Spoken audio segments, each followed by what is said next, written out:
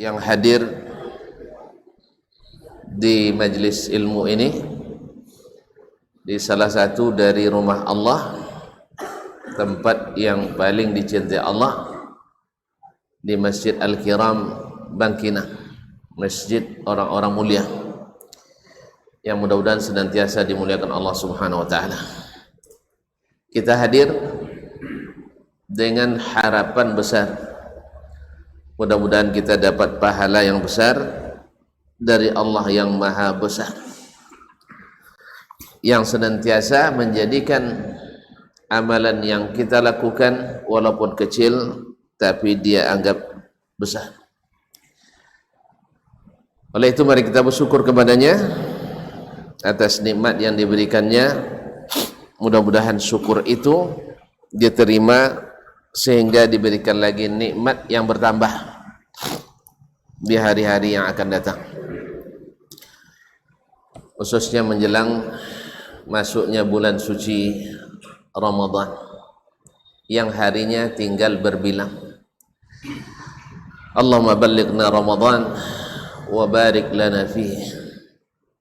Ma'asyiral kiram dirahmati Allah, selawat dan salam kepada baginda Rasulullah sallallahu alaihi wasallam yang telah mengajarkan kepada kita bagaimana agama ini dan bagaimana pula kita melaksanakannya, bagaimana pula kita mengamalkannya. Semoga selawat dan salam senantiasa pula disampaikan kepada anak istri, keturunan, cucu dan cicitnya sampai hari kiamat nanti. Kaum muslimin dan muslimat yang dirahmati Allah SWT, judul kita hari ini agak spesial, walaupun kaji tidak ada kaji baru, hanya penekanan demi penekanan sedikit. Apa judul? Sompan kene panganyo lidi. Masya Allah. Sompan kene panganyo lidi. Apa arti itu? Jan? Ada alun berarti perlu dijalin. Kalau tidak tentu arti berarti perlu dijelaskan. Baik. Kaum muslimin dan muslimat dirahmati Allah, ini terinspirasi oleh nenek mama, ya, datuk-datuk awak, ketika mereka beradu pantun atau basi acung, kalau bahasa kami basi sombong, yaitu sompan kene panganyo lidi, awak kene cinan babini.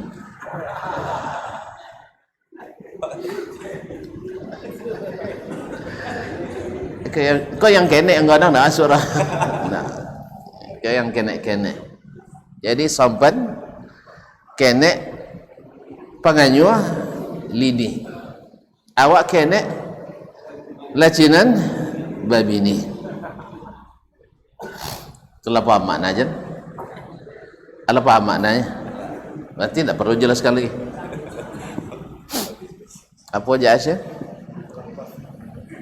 Baik. Jadi sampan kene panganyo lidi, awak kene tapi lacinan babini. Kaum muslimin dan muslimat dirahmati Allah SWT,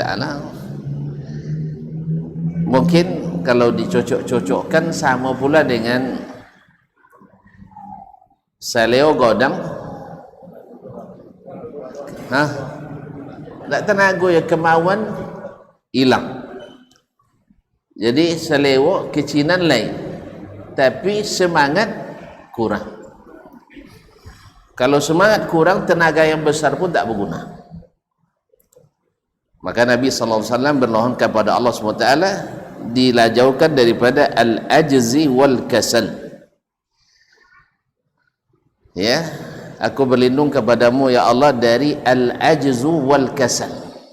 Al-ajzu itu adalah dha'ful quwwah ma'a quwwatil iradah, yaitu kekuatan lemah walaupun keinginan kuat. Tapi kalau kasal itu adalah tenaga ada tetapi keinginan lemah. Kalau dua ini, baik yang pertama atau yang kedua, tidak ada yang jadi kojoer. Inyo baga tapi tulang usuk panjang, tenaga besar tapi pemalas, tak jadi juga kerja. Atau semangat besar tetapi tenaga tak ada. Bawa mulai sak kecangku sak catuk apa laba tungken pakai cabak ke dagu. Mak bilo sudah agaknya laba itu ni lah. Masyaallah kiram dirahmati Allah Subhanahu wa taala. Berarti sampan kete penganyo lidi ibarat orang yang nak berjalan jauh tapi kendaraannya kecil dan mesinnya juga tidak kuat. Sudahlah kendaraannya kecil, mesin usah pula.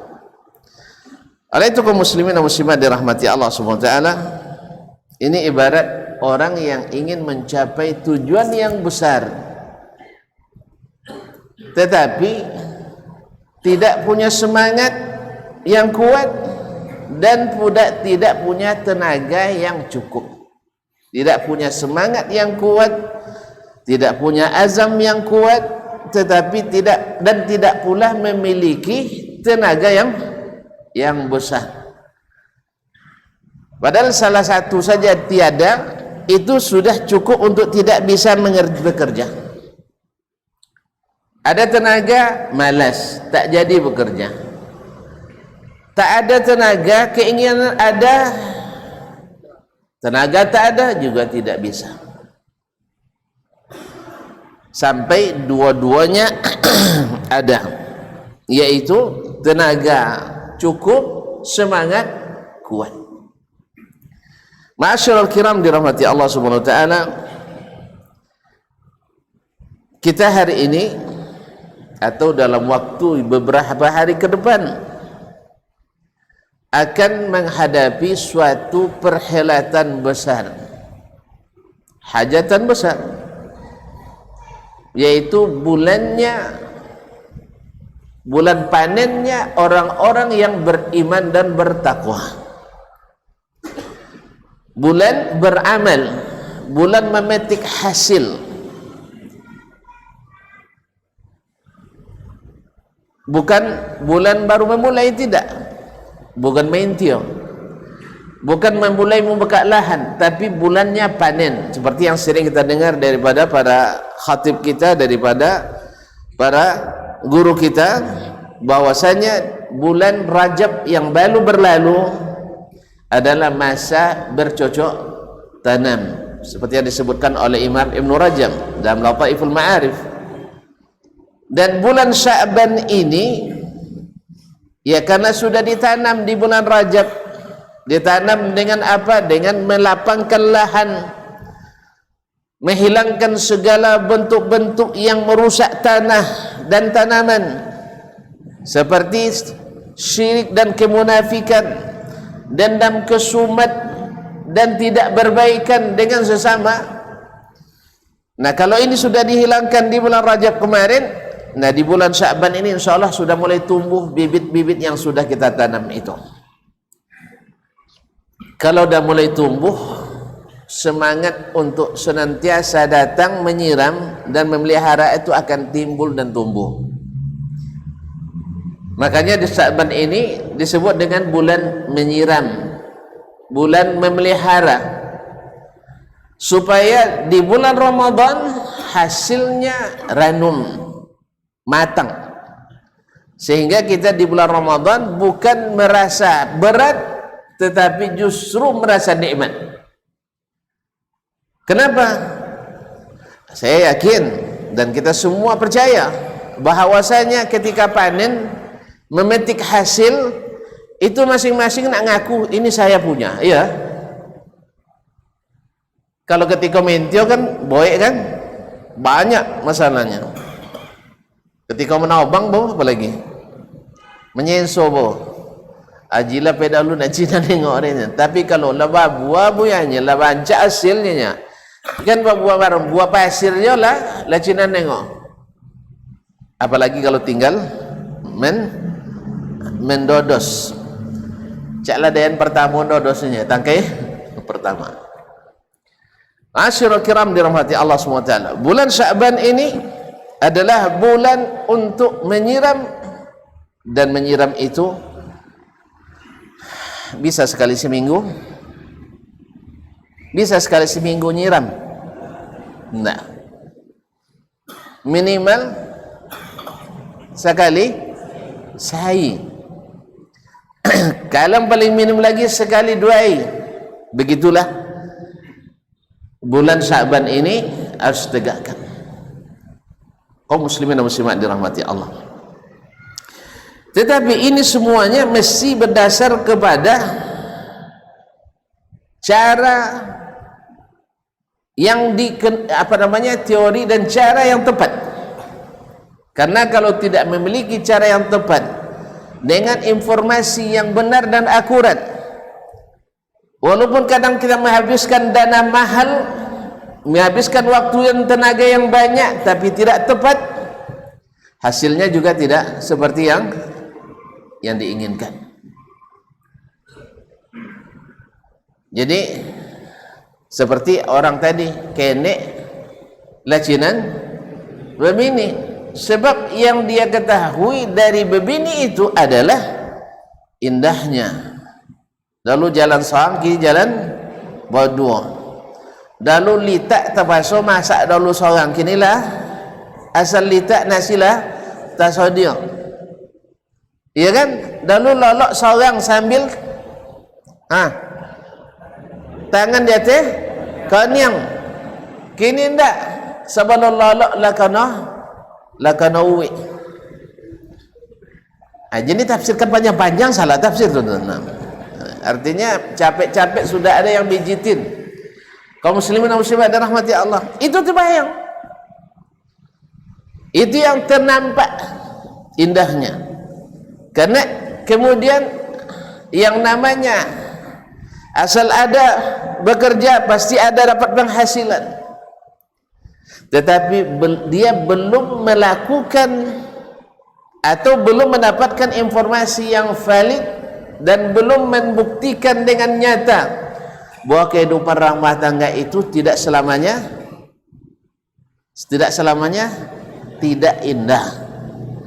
Jangan bilang tidak selamanya indah, tidak selamanya tidak indah. Dan indahnya sebentar aja, selamanya indah benarnya. Hukum asalnya hidup rumah tangga itu indah. Itulah sebabnya setiap orang beristri ingin nikah lagi karena indah. Rata-rata laki-laki ingin berbini lagi.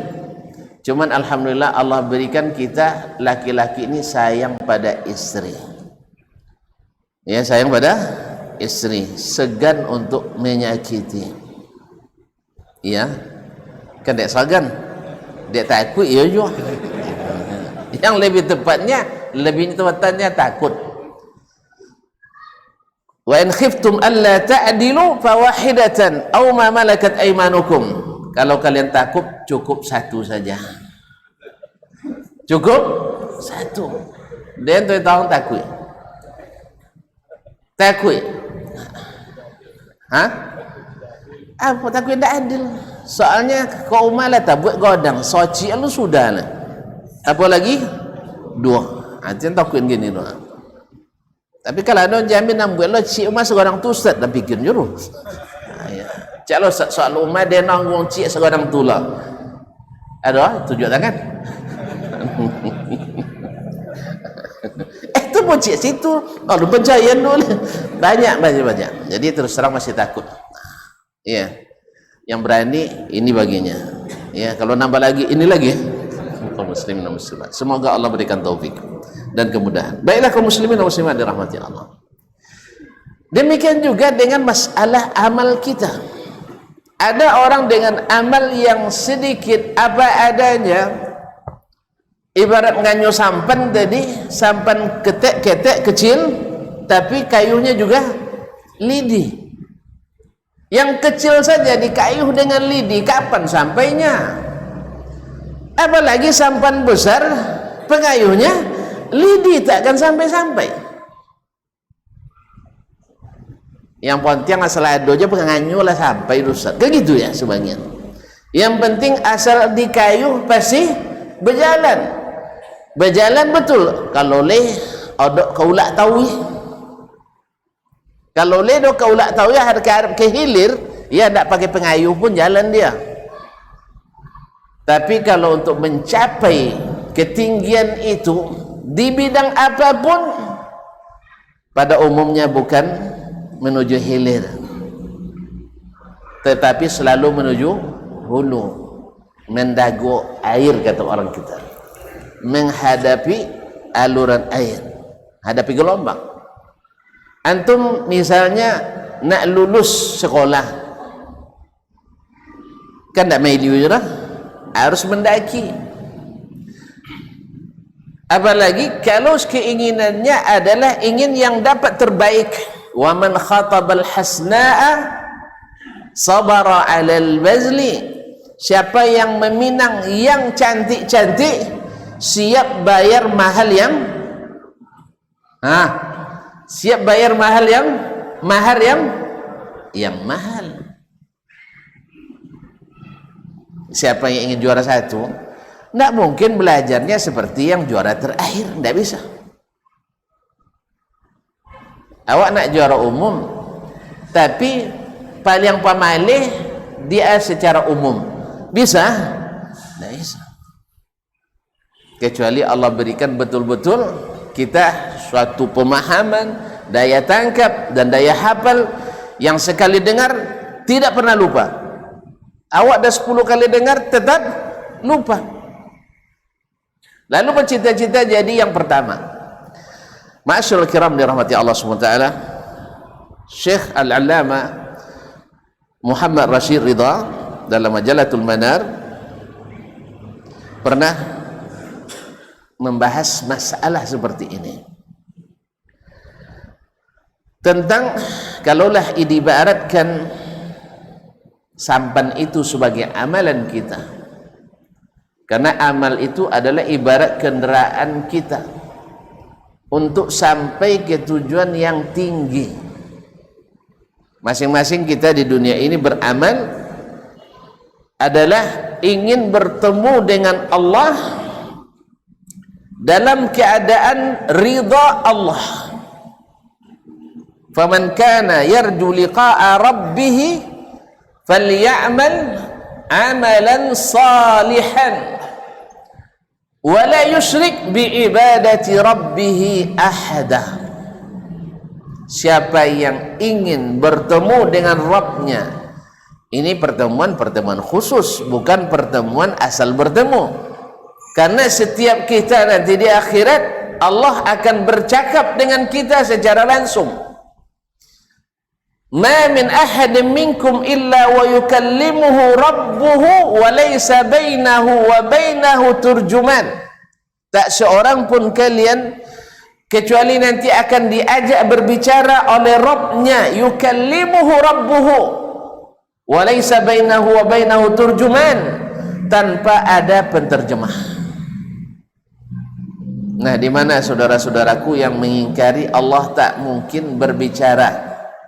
Kalau berbicara mesti pakai mulut. Kalau pakai mulut berarti makhluk. Kita tidak disuruh mengurus yang seperti itu.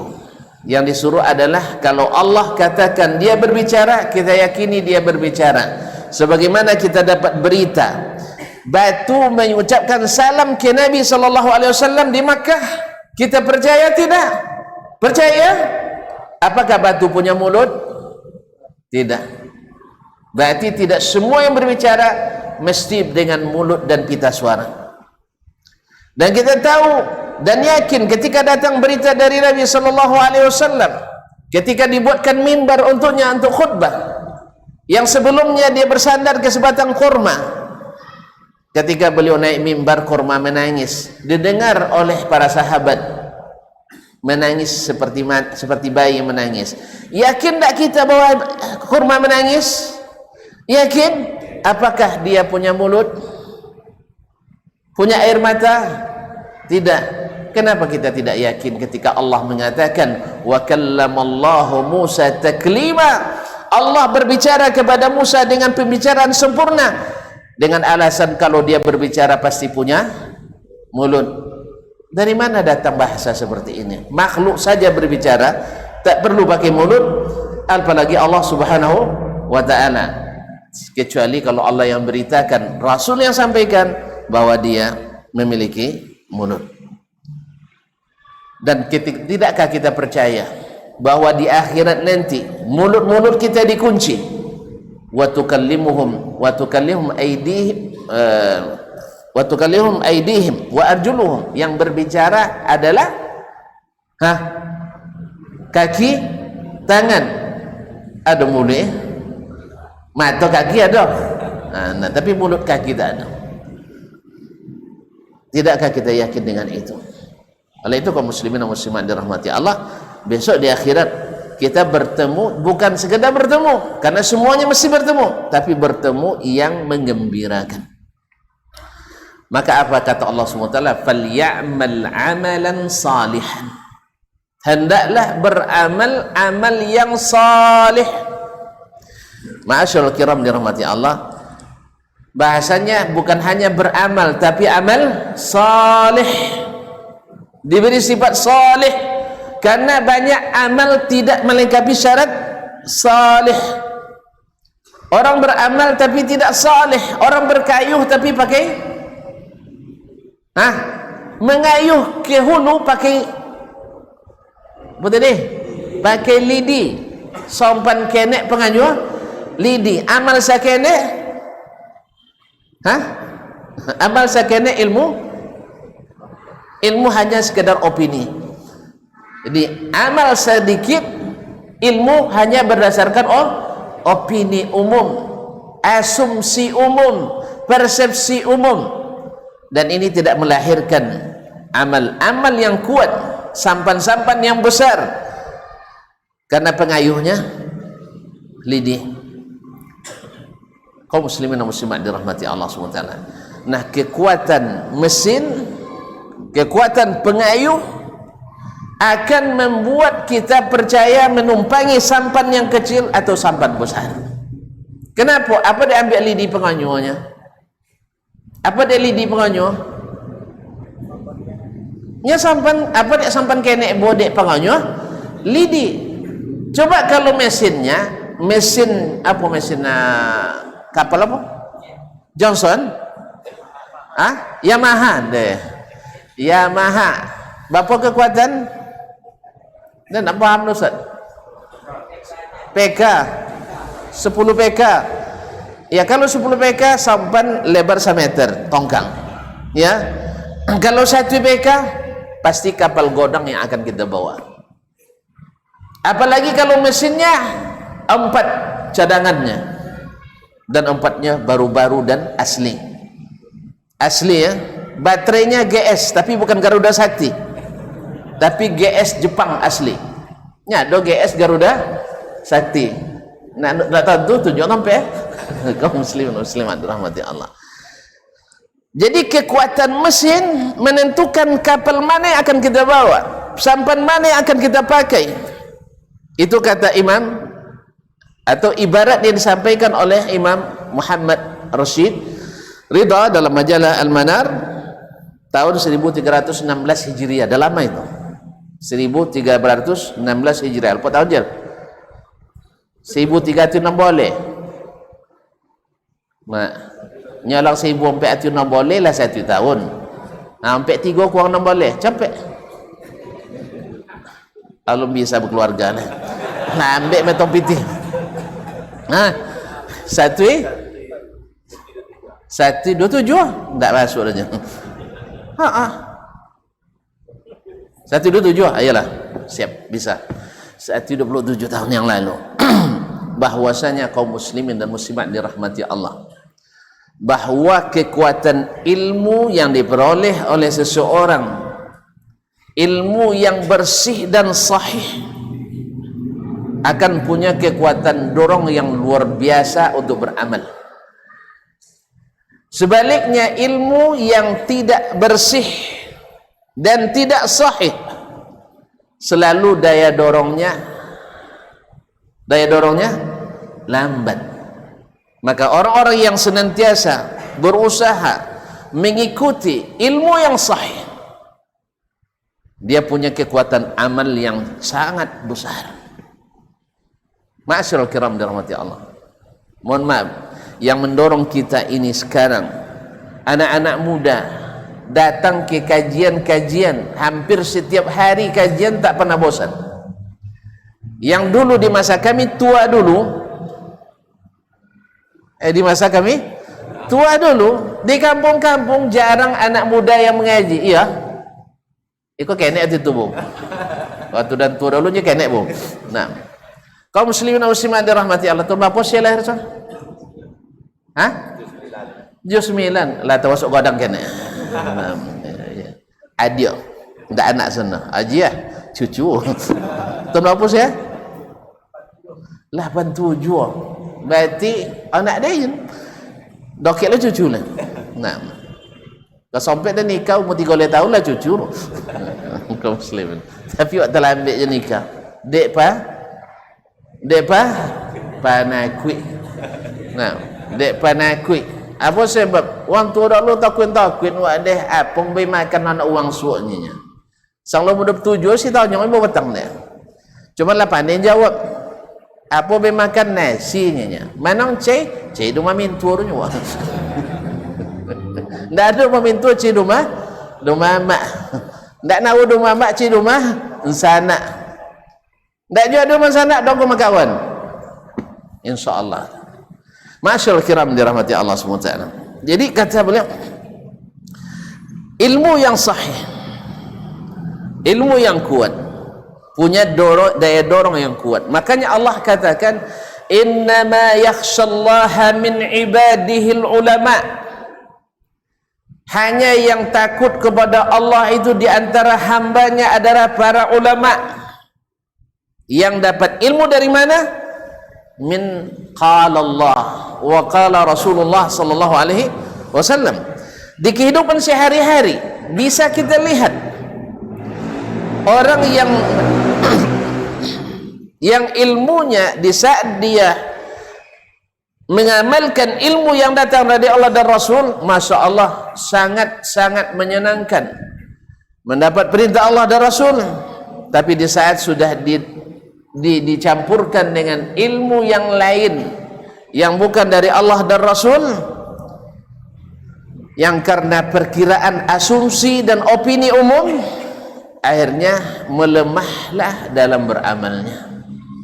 Daya dorongnya juga lemah. Sebab dulu penganyu pakai mesin, kini penganyu pakai lidi, sehingga sompan yang dulu godang diganti dengan sompan kenek. Itu pun tabilo sampai. Oleh itu kaum muslimin dan muslimat, menjelang Ramadan yang kita ingin bawa muatan besar. Muatan kemana mau dibawa? Ya ke akhirat. Maka kita memerlukan mesin yang punya daya dorong tinggi dan besar, yang dengannya orang-orang yang dulu malas beramal, orang-orang jahiliyah malas beramal, mereka ingin masuk surga tapi dengan syirik nak masuk surga, ingin masuk surga tapi nak buat dosa tetap juga dilakukan. Mereka sadar judi tak boleh, mereka tahu zina tak halal, mereka tahu narkoba merusak, mereka tahu riba peranakan ekonomi, tapi mereka tetap lakukan. Apa sebab? Ilmunya, daya dorongnya lemah. Lalu Allah turunkan ilmu yang kuat dan kokoh, yang ketika dipadukan dengan amalan menjadi amalan salihan, iman wa amal salih. Makanya falyamal amalan salihan, hendaklah beramal dengan amal yang salih. Amal yang salih itu tidak sembarang amal. Ditanyakan kepada Fudail ibn Iyad rahimahullah, seorang abidul haramain, ahli ibadah dari dua tanah suci yang wafat 225 Hijriah. Beliau ketika menyebut atau menafsirkan amalan salihan, beliau mengatakan akhlasuhu wa aswabuhu. Amal saleh itu yang paling ikhlas dan yang paling benar. Kalau terjemah letterletnya, ikhlas paling bersih dan paling benar. Mesinnya bersih, cara pemakaiannya benar, menghasilkan daya dorong yang sangat kuat. Itulah yang disebut amalan salih. Makanya orang yang tidak merugi di dunia ini adalah alladzina amanu wa aminu as-salihat. Bukan amal saja, orang beramal ramai, tapi mesti amilus salihat. Lalu ditanyakan kepada Fudail bin Iyad tadi, seorang ulama dan ahli ibadah yang punya mesin dorong yang sangat kuat sehingga sampannya besar, muat berbagai amalan, berbagai kebaikan. Dia katakan, subhanallah, aswabuhu wa akhlasuhu aswabuhu, yang paling ikhlas dan paling benar. Wa ma akhlasuhu wa ma aswabuhu ya Aba Ali, apa maknanya, apa yang dimaksud dengan yang paling ikhlas dan paling benar itu? Ini tafsir yang lurus, tafsir yang bersih, yang menghasilkan, yang merubah kehidupannya dari seorang penyamun yang sangat ditakuti di daerah Dinawar sana, di daerah Irak. Orang kalau sudah mau lewat di kawasan kekuasaan Fudail bin Iyad waktu itu, pas subhanallah, orang tak akan berani berjalan kecuali dalam jumlah yang sangat besar, karena akan berhadapan dengan centeng besar yang luar biasa yang ditakuti. Siapa yang centeng paling centeng sekarang di sini? Tidak ada, alhamdulillah. Berarti nanti ngaji lah kaum muslimin. Itu Fudail terkenal di Siantur Irak waktu itu. Siapapun yang melakukan perjalanan, khususnya pedagang-pedagang, mesti bersiap seperti tentara perang kalau melewati kawasan itu. Tapi selalu bisa didaklukkan oleh Fudail. Nah, tapi dengan ilmu, dengan keikhlasan yang benar, dengan ilmu yang kuat, yang kokoh, beliau akhirnya menjadi seorang ahli ibadah yang terkenal pula. Hilang sudah nama penjahatnya, yang tinggal adalah nama abidul haramainnya, ahli ibadah haramain. Kenapa? Karena dia punya itu akhlasuhu wa aswabuhu, yang paling ikhlas dan paling benar. Apa maksudnya? Jawabannya setelah salat atau setelah azan isya.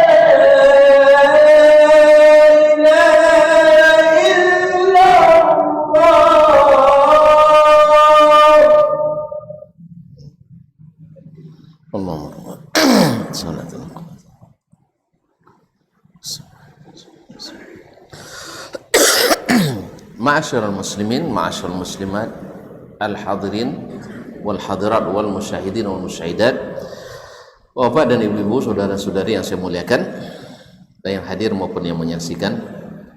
Nah, Abu Ali Al-Fudail bin Iyad menjawab, akhlasuhu ma kana khalisan lillahi wahdah, yaitu yang ikhlas semata-mata karena Allah, tidak ada terselip selain Allah di dalamnya, baik secara independen maupun secara bersamaan.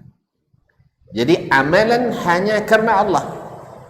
Karena kalau kita memikirkan selain Allah, tidak pernah tentram hati kita. Mengamalkan sesuatu kalau mikirkan senang tak senangnya hamba-hamba dan makhluk Allah, tidak akan pernah nyaman amal kita. Kapan nyamannya? Setelah kita tahu ini adalah ridha Allah. Karena kita punya ilmu ini yang diinginkan Allah dari kita, nyaman. Soal orang tidak senang, orang tidak suka, karena suka orang sini belum tentu suka orang sana. Sayang orang sini belum tentu sayang orang sana.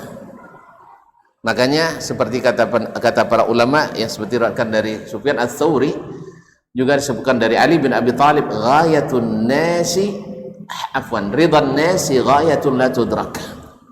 Mencari ridha manusia tujuan yang takkan pernah tercapai, harapan yang takkan pernah tergapai. Oleh sebab itu, makana lillahi khalisan, ini yang hanya karena Allah. Wa ma aswabuhu, apa itu benarnya? Makana ala sunnah, yang diamalkan mengikuti sunnah Nabi sallallahu alaihi wasallam. Nah, inilah yang akan mengantarkan seseorang dengan muatan amal yang syarat dan diterima, yaitu beramal karena Allah dan hanya mengikuti Rasulullah sallallahu alaihi wasallam. Ini kaum muslimin dan muslimat dirahmati Allah. Tetapi bila amalan itu atau ilmu yang kita ketahui hanya secara ilmu opini umum, tetapi tidak mengetahui secara detail bagaimana Nabi SAW melakukan, dan kalaupun tahu tadi tidak mau mengikuti, maka akan terjadi adalah mesin kita akan semakin lemah. Oleh sebab itu terpaksalah berkayuh menggunakan lidih. Tak ada rotan, lidi pun jadi. Tak ada rotan, akar pun jadi. Tak ada emas, bongkal diasah. Tak ada kayu, kampak, jenjang dikepak. Nah, dikampak ya, dikampak. Nah, alhamdulillah emasnya jelas, mutiaranya bersinar, jalannya lurus. Tapi jangan antum buat lubang di jalan lurus itu masalahnya. Ini ada pula yang buat jalan lurus mengikut Nabi itu berlubang dibuatnya. Tapi jalan ikut tok guru ke kiri itu jalannya mulus. Ini pelecehan terhadap hadis Nabi sallallahu alaihi wasallam dan kepada Al-Qur'anul Karim. Wa anna hadza sirati mustaqiman fattabi'uh. Ini adalah, katakan hai Muhammad, ini jalanku yang lurus, ikuti. Wala tattabi'us subul, jangan ikut jalan-jalan yang banyak selain itu. Apa akibatnya? Fatafarraqa bikum an sabilillah, nanti akan memecah belah kalian dari jalan Allah, mencerai-beraikan kalian dari jalan Allah. Kemudian Nabi bikin lagi garis di atas tanah, lurus besar, terang. Lalu dibuat kiri kanannya gang-gang. Kemudian di setiap mulut gang itu ada sitar, ada pembatas-pembatas yang transparan. Tuan-tuan tahu sendiri yang namanya segala yang transparan menggoda. Iya? Iya enggak? Yang remang-remang selalu menggoda, mengundang penasaran. Iya enggak sih? Warung remang-remang mencurigakan. Ya? Pakaian yang transparan menarik perhatian. Makanya jangan, kalau nampak jangan ditatap, sebab kalau ditatap membuat hati semakin tidak mantap. Hati-hati, jangan ditatap. Segera palingkan pandangan, tetap menatap ke depan jalan lurus yang sudah dijelaskan oleh Nabi SAW. Lalu kata Nabi SAW, ikut jalan ini kalian selamat sampai ke surga bersamaku nanti. Jangan masuk jalan-jalan yang ganggang ini, karena setiap pangkal jalan itu ada da'in yad'u ilaih. Setiap orang akan ada dai yang mengajak ke situ, ada dai. Ya, ini bahasa Nabi SAW. Nah, siapa yang masuk ke dalamnya, dia masukkan ke dalam neraka. Lalu antum buat sekarang jalan yang belok kiri ikut tok guru, itu jalannya mulus. Ya, setelah itu jalan yang langsung ikut Nabi ke depan, jalannya berlubang. Kalau ini gambaran opini umum yang antum buat, pasti orang ikut jalan mulus. Tapi antum sudah mengkhianati Rasulullah SAW dengan menggambarkan kalau ikut Nabi langsung itu bikin kita terperosok ke dalam lubang, terjadi kecelakaan.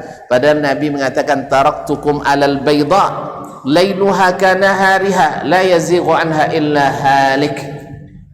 Aku tinggalkan kalian di jalan yang sangat lurus dan terang benderang. Dan yang terang benderang, malamnya saja seperti siang, tidak ada yang melenceng darinya kecuali akan binasa. Nabi katakan ini jalan yang menyatukan. Antum bilang jalan menyatukan adalah jalan yang berbelok. Di ujung bosu jalan Nabi di ujung. Subhanallah. Dari mana analogi ini? Hanya mengikut hawa dan asumsi serta opini umum, bukan berdasarkan detail ilmu yang diajarkan Nabi alaihissalam. Mungkin ada baiknya kita bacakan segilas tentang apa yang beliau torehkan di sini dalam majalahnya tersebut. Dimulai dengan firman Allah Subhanahu wa taala, "Innama yakhshallaha min ibadihil ulama." Yang hanya takut kepada Allah di antara hamba-hambanya adalah para ulama, yang mereka yang berilmu, yang mengamalkan ilmunya. Apa kata beliau? Ansha'allahu al-insana ya'malu bi iradatin ta'tamiru bi tahrikil a'dha'i 'ala al-'amali. Allah Subhanahu wa taala menciptakan manusia yang beramal mengikut keinginan, yang menundukkan gerakan, yang menundukkan geraknya anggota tubuh untuk beramal. Bi amril ilmi, mengikut perintah ilmu. Alladhi tankashifu bihi wujuhul masalih wal manafi', yang dengan ilmu itu terbuka, terjelaskan, terpampang segala kemaslahatan dan manfaat. Famata kanat ulumul insan fi afradihi wa majmu'ihi sahihatan, apabila ilmu manusia baik secara individu maupun secara bermasyarakat, baik secara personal maupun kolektif, sahihatan, sahih ilmunya, berarti kan ada ilmu yang tidak sahih. Nah, apabila ilmu ini sahih, muntabi'atan fin nafsi, yang terpatri di dalam jiwa, bitakarruril amal, dengan berulang-ulangnya beramal, awin nazarul iktibar, atau selalu diperhatikan, diamati dan mengambil iktibar, tasduru anhu a'malun jalilah, akan lahir dari yang seperti ini, ilmu yang sahih yang selalu diulang-ulang tersebut, akan lahir amalan-amalan yang besar. Wa atharun jamilah, bekas-bekas atau peninggalan-peninggalan yang indah. Wa mata kanatil ulumu mutaribatan mimtizajiha bil awham, sebaliknya apabila ilmu itu mutaribatan, tidak kokoh, ilmu yang goyang, ilmu yang labil, bimtizajiha bil awham, karena dicampur adukkan dengan perkiraan dan perasaan, aw ghaira muntabi'atin fin nafsi, atau tak terpatri dalam diri, li adami tarbiyati 'alaiha, karena tidak terdidik menjalankan ilmu tersebut, wal amali biha, dan mengamalkannya, wan nazari fiha bi aini ta'ammul i'tibar, atau senantiasa memperhatikan dan mendalaminya secara berterusan. Fala jarma anna al-amal ta'ti mukhtallatan sayyi'ah, pasti amalannya rusak dan buruk, pasti amalannya rusak dan buruk akibat ilmu yang bercampur dengan dugaan-dugaan bukan berdasarkan ilmu yang sahih. Was-sa'adatu innama tunalu bil a'mal, sesungguhnya kebahagiaan itu hanya dicapai dengan hasil karya dan amalan kita. Fal ummatul jahilah ba'idatun anis sa'adah, umat yang jahil, yang tidak berilmu, ingat, tidak berilmu kan tidak berpikir. Orang selama hidupnya, selama tidak hilang akal, tetap berpikir. Umat yang jahil artinya yang tidak berilmu, walaupun cerdas. Sebab orang cerdas bisa saja tidak berilmu, karena ilmu itu innamal ilmu bitta'allum, ilmu itu mesti dipelajari, tidak dengan dipikirkan sendiri. Kalau dalam bahasa Imam Syu'bah, mesti sering beradu lutut dengan ulama. Itu dulu karena syekhnya duduk di bawah. Kalau sekarang syekhnya duduk di atas, iya, duduk di atas, rasa tidak bisa beradu lutut. Nah, kaum muslimin dan muslimat dirahmati Allah Subhanahu wa taala, seperti Jibril mengajar Nabi Muhammad sallallahu alaihi wasallam, fa asnada rukbatayhi ila rukbatayhi, dia tempelkan lututnya ke lutut Nabi sallallahu alaihi wasallam, wa wada'a wa yadayhi ala fakhidhihi, Jibril meletakkan kedua tangannya di atas pahanya sendiri. Jadi lutut beradu, tangannya masing-masing di atas paha masing-masing. Kaum muslimin dan muslimat dirahmati Allah. Jadi kalau tidak pernah beradu lutut dengan ulama, tapi hanya beradu mulut dengan para pemikir, akan lahir orang-orang yang cerdas tetapi tidak berilmu, tapi yang bahayanya punya wawasan umum keagamaan. Syekh mencontohkan, orang semuanya, kata beliau, al-ilmul ijmali qallama yufidu sahibahu, ilmu yang sifatnya tongkrongan, ilmu yang bersifat opini umum, wawasan keagamaan, sedikit manfaat bagi orang yang memilikinya. Li'annahu daiman urdatun lil jahalah, karena orang seperti ini selalu berhadapan dengan ketidaktahuan, bima yaridu ala juz'iyatihi. Ya, seperti ilmu yang sifatnya tongkrongan, asal baik pasti diterima. Kan ini ilmu umum ini. Asal baik pasti diterima oleh Allah Subhanahu wa taala. Maka dilihat puasa baik, akhirnya dia puasa di hari yang dilarang puasa misalnya, kan baik. Asal solat baik, ini kan wawasan secara umum, maka solat dia di waktu terlarang. Ketika ditegur, karena dia cerdas, ditegur, marahnya gimana? Balik bertanya, oi, mungkin Allah menyiksa saya gara-gara saya solat. Ya, dapat bola orang macam itu kan isu ulama makna orang kan, orang menegurnya, apalagi awak bawa belajar bola. Kalau negara tak cenderung sampai di mana ilmu baunya nya. Potong bau ngaji kinilah jadi mufti. Masa dapat gertakan seperti itu kan kere juga kena dah. Nah, tapi kalau pas yang menegurnya orang berilmu seperti Sa'id bin Musayyib, ndak do akhi katanya, Allah tak mengazab kamu gara-gara salat, tapi Allah mengazabmu karena menyalahi sunnah. Lah, nyalahi sunnah berdosa? Iya. Apa yang bilang? Allah Subhanahu wa taala yang mengatakan, wa may yushaqiqir rasul min ba'di ma tabayyana lahul huda wa yattabi' ghayra sabilil mu'minin nuwallihi ma tawalla wa nuslihi jahannam wa sa'at masira. Siapa yang membantah rasul, ni kalau hidup Nabi tutu waden dawak dulin bantah nama tak? Iya. Kini dia nyodak namu bisa apa kelitnya? Kiosat dasman bisa balasannya. Tapi depan Nabi tahu lah tuan balasan itu. Rasul dakwah kau pimpinan macam itu kini ya. Misal surat Rasul, ya Dasman kerjakan ini. Lalu dan sawit ya Rasulullah, jangan kini lo dah pas kini kau Rasul boleh ya? Hah? Leh tahu lah kata itu. Kini, kalau kini, lain banyak tolak. Memang perintah Nabi itu betul, akhi katanya. Tapi di zaman beliau, zaman sekarang lain lagi acaranya. Jalan. Banyak orang punya opini wawasan umum tentang agama dan punya kecerdasan berbicara, akan membantah dengan cara seperti ini. Seperti yang dijelaskan oleh Syekh Muhammad Rashid Ridha rahimahullah ta'ala. Bahkan orang yang sombong, orang yang hasad, bisa mengatakan dirinya tidak sombong dan hasad walaupun menolak kebenaran. Kenapa? Dia punya opini umum tentang agama dan punya kecerdasan beretorika, dan sayangnya yang lebih tidak berilmu dan lebih tidak cerdas daripadanya terombang-ambing oleh gelombang fitnah dan subuhatnya. Oleh itu kaum muslimin dan muslimat, akhirnya tabojo sampan kene penganyuh lidi. Apa sebab? Tak mungkin sampan besar kalau penganyun cuma lidi. Akhirnya yang kene pun tak jauh sampai.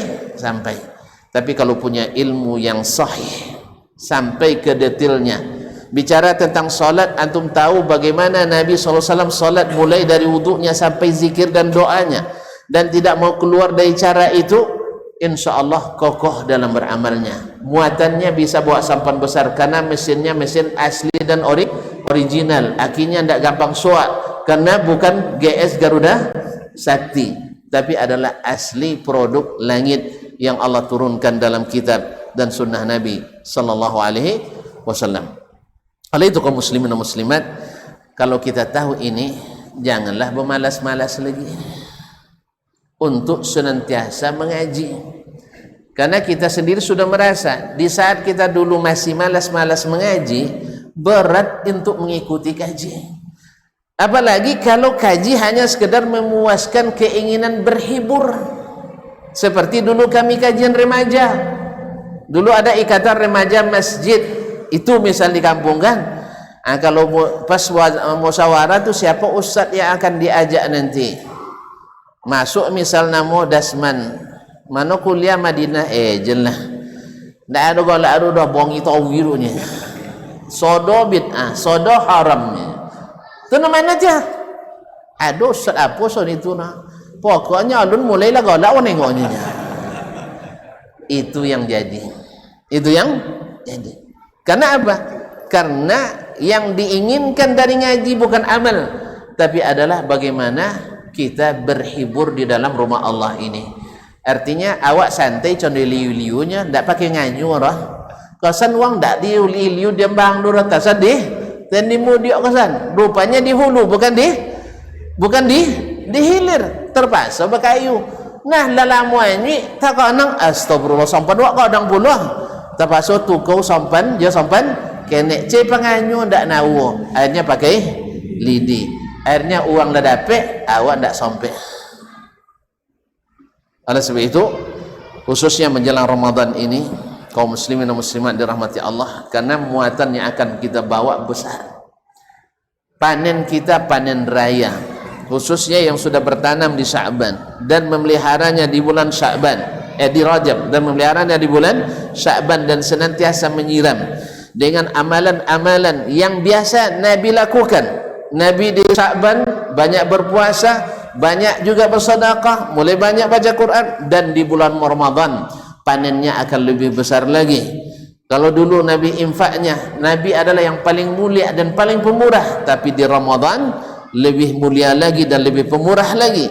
Kalau di bulan biasa Nabi salat malamnya sampai pecah-pecah tumitnya, di Ramadan lebih berijtihad lagi. Nah, untuk itu di sini perlu ilmu yang kokoh, bukan ilmu yang sifatnya hanya sekedar wawasan. Sebab nanti contoh konkret kita membangunkan orang untuk sahur di malam-malam Ramadan. Bawa caranya jaga uang. Pakai itu lah. Kena surat edaran Pak Menteri Agama. Kaum muslimin dan muslimat dirahmati Allah. Allah sudah berikan yang terbaik. Tidak ada panggilan yang lebih indah dari kalimat-kalimat tauhid yang dikumandangkan melalui toa masjid. Kalau ini tidak boleh dibatasi. Ya. Melalui toa masjid, lalu kita ganti dengan ucapan-ucapan yang kita karang sendiri, sehingga memang kadang-kadang atau sering menjadi gangguan. Tapi kalau azan tidak mengganggu. Azan 5 menit atau 3 menit, apalagi azan badui itu kan ada sebutan Allahu Akbar, Allahu Akbar, Allahu Akbar. Nah, sebentar itu. Tapi kalau sudah azan Misyari Rashid tuh pakai iyalah. Coba. Nah, itu agak lama dikit. 5 menit. Habis itu yang nak nyambung tidur masih bisa lagi. Yang nak baca Quran tenang lagi. Nah, yang nak solat malam bisa nikmat lagi. Tapi sebentar-bentar orang nak sahur sampai kontes mula. Kaum muslimin dan muslimat, nilainya di mana di sini? Nilai ibadahnya ada pun tak? Kemudian nilai gangguannya besar betul itu. Mengganggu orang yang nak berzikir, sebentar-bentar terkejut sahur. Tengok lo jam lagi kan? Padahal sudah pasang alarm tadi, sahur terbaik paling dilambatkan karena awak lambek makan kena nikmat ya. Karena lambek makan 1,5 jam disiapkan. Menancapnya makan 15 menit sampai 10 menit dah cukup. Kalau jenis awak tengah-tengah aja ya, tengah-tengah 25 menit cukup. Sebentar-bentar 5 menit dari jam 2 lagi sahur. Ibu-ibu bergerak-geraklah. Nggak ada laki salah pahamnya. Opo bagarak. Iya bagarak tu bagarak. Masak nasi dulu bahasa kampungnya bagarak. Tapi karena melalui toa terpaksa di Indonesia kan. Ibu-ibu karena waktu sahur sudah dekat bergerak-geraklah katanya. Nggak ada laki. Tantulah dia orang kebinin ini. Allah Ustaz. Akhirnya terganggu kaum muslimin dan muslimat. Nah, ini perlu dipelajari supaya kokoh ilmu dan amal. Nanti sampan godang penganyuh lidi tidak jadi, artinya ditukar dengan sampan kecil, akhirnya amalan sedikit tapi juga tak terangkut oleh sampan kita. Akhirnya dengan alasan Allah Maha Pemurah, Allah Maha Pengasih, buat dosa jalan jua awak nak masuk Surogojo. Alasannya apa? Kan puasa sai di hari Arafah mapui dosa 2 tahun kan ya, pai salat masjid sekali tapi salat dosa antara keduanya. Ini dalam ilmu as-salaf bukan maksudnya bebas buat dosa, tapi gunanya ini dalam ilmu mereka targhib alal amal, untuk membuat semakin bersemangat beramal. Selesai mengerjakan yang wajib, yang sunat dikejar. Tapi bagi yang punya opini keagamaan, jangan serius bono agama tuh.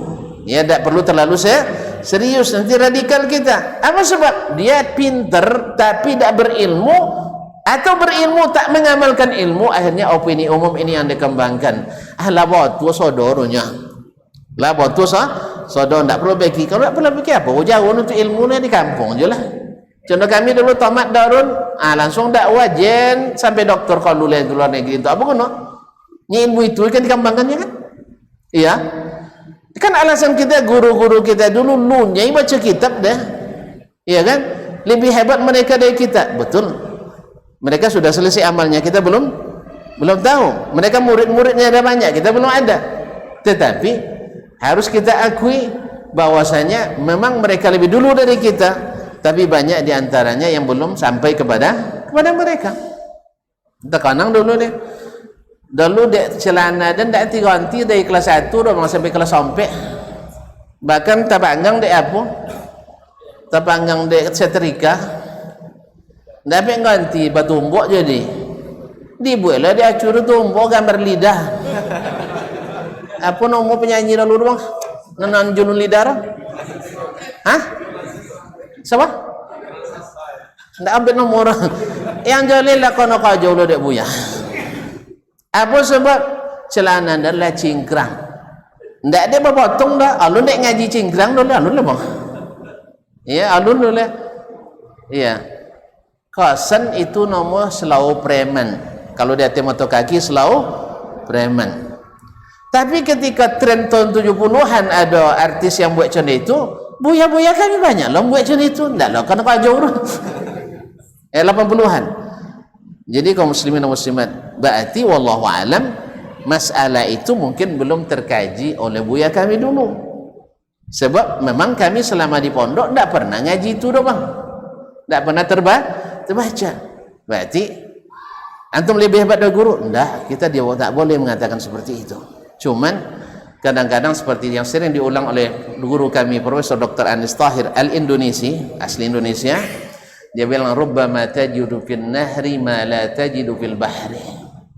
Bisa saja kau dapatkan di sungai sesuatu yang tak kau dapatkan di lautan yang luas. Kopi mana nawo? Hah? Di sungai Kampau. Ya? Padahal manon kayu lawi pada sungai. Kayu lawi. Mana lamak kopi pada ikan tongkol.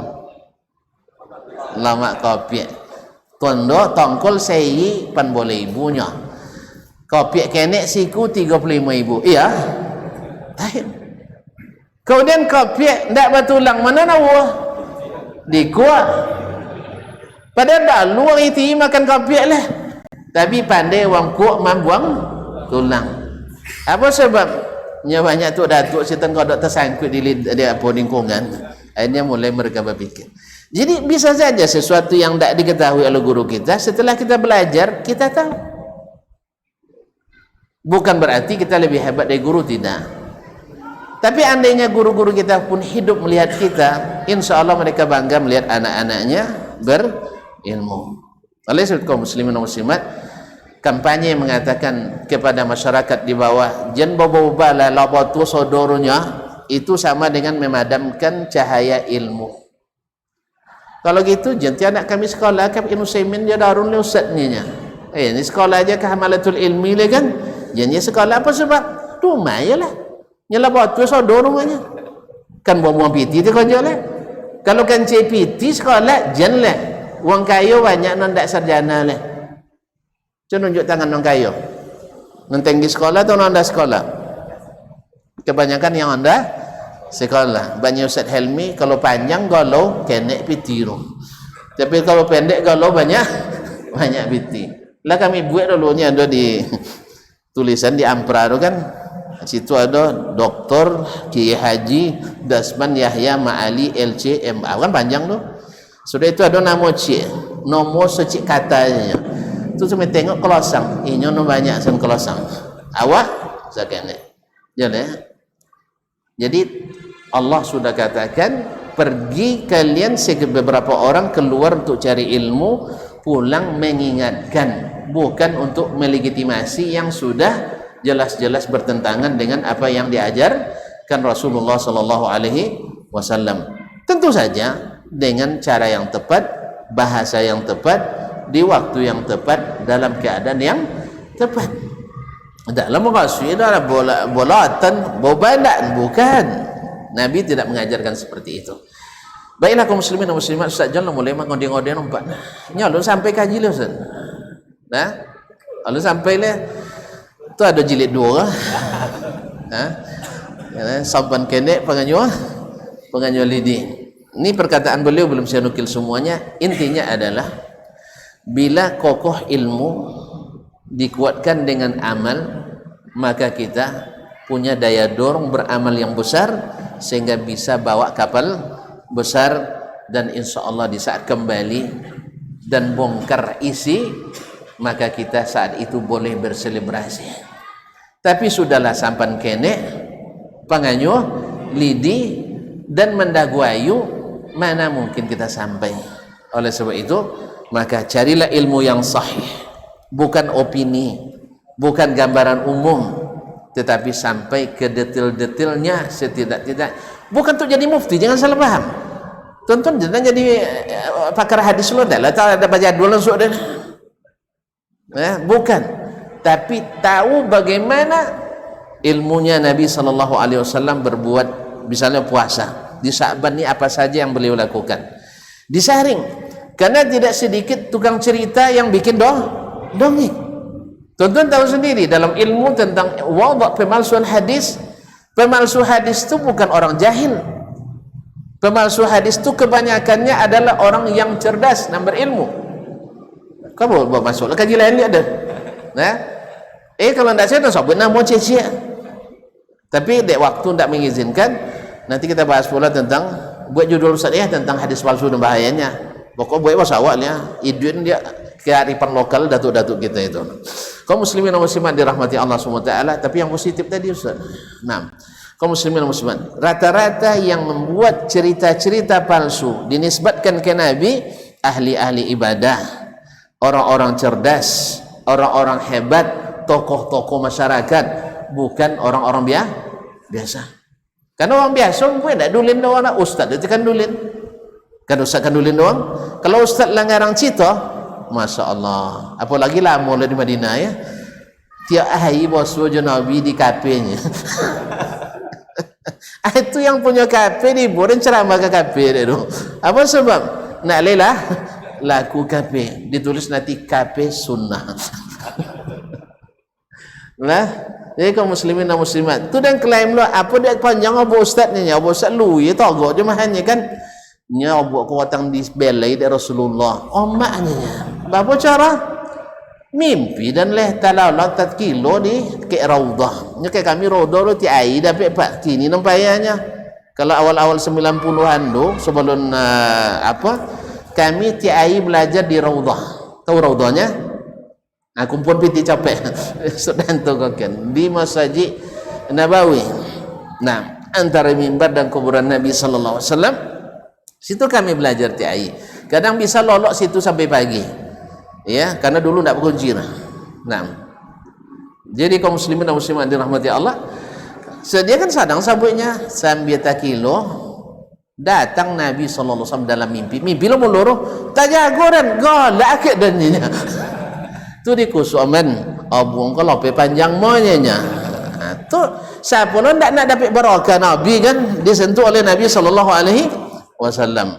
Akhirnya pulang dan ke Indonesia buat nama tarekat Dasmaniyah. Agak-agak warak sekali buat tarekat Ma'aliyah. Ya, Datuk dan Ma'ali. Tu lelah ku saya tambah lah Yahyawiyah. Nak kena maya lah dan seterusnya. Jadi alhamdulillah untung lain tak tanya buat itu urusan tak tanya. Tapi kalau yang namanya dongeng, hadis-hadis palsu tu banyak dilahirkan dari orang-orang cerdas, orang zindiq, orang cerdas. Sehingga saking cerdasnya menolak agama. Mereka pemalsu nomor 1. Ahli-ahli ibadah yang tidak mengikut sunnah, ya, mereka juga masuk ranking tinggi dalam memalsukan hadis.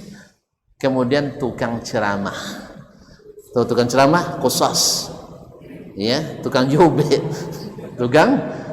minta maaf ya. Jadi mereka juga biasa bikin kisah-kisah palsu, bukan orang biasa. Oleh sebab itu subhatnya luar biasa. Ini perawinya Dr. Dasman ahli hadis kan, itu lagi bahasanya nanti hafal kutubus sittah misal, hafal Quran dan sebagainya, banyaklah. Orang kalau nak melakukan jage kan, kalau nak melakukan jage buat sabir hah? Enggak. Asal itu kok mati soalnya nampak lapi di kuburan malam-malam tu. Kuasa tak dong ke anak deh buat paunan suat di kebun ayam aja banyak nyamuknya. Nak tentu ni. Kuasa nampak dong orang takut. Kau kan takut lalu kuburan. Akhirnya tak nampak tak silo je kan, langsung lari dia goget dia lari. Rupanya api paunan disangka apa asok aun lo mau bundir. Allah musta'an. Baiklah kaum muslimin dan muslimat, jadi mudah-mudahan Allah SWT memberikan kita kekuatan ilmu yang melahirkan kekuatan amal. Sebenarnya tak jauh dari tema iqtida'ul ilmi al-amal, tapi lebih menekankan khususnya menjelang Ramadan ini, pelajari benar-benar dengan ilmu yang kokoh, ilmu yang sahih, dan amal yang sudah dicontohkan Nabi SAW atau sahabatnya yang mengikuti dan diikrar, ditakrir oleh Nabi SAW.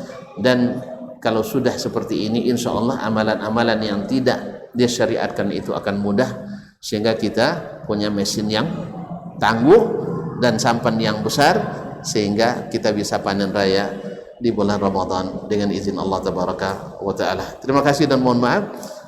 Wallahu ta'ala alam. Sallallahu ala nabiyyina Muhammadin wa sallam. Wa subhanakallah bihamdik asyhadu an la ilaha illa anta astaghfiruka wa atubu ilaik. Wassalamualaikum warahmatullahi wabarakatuh.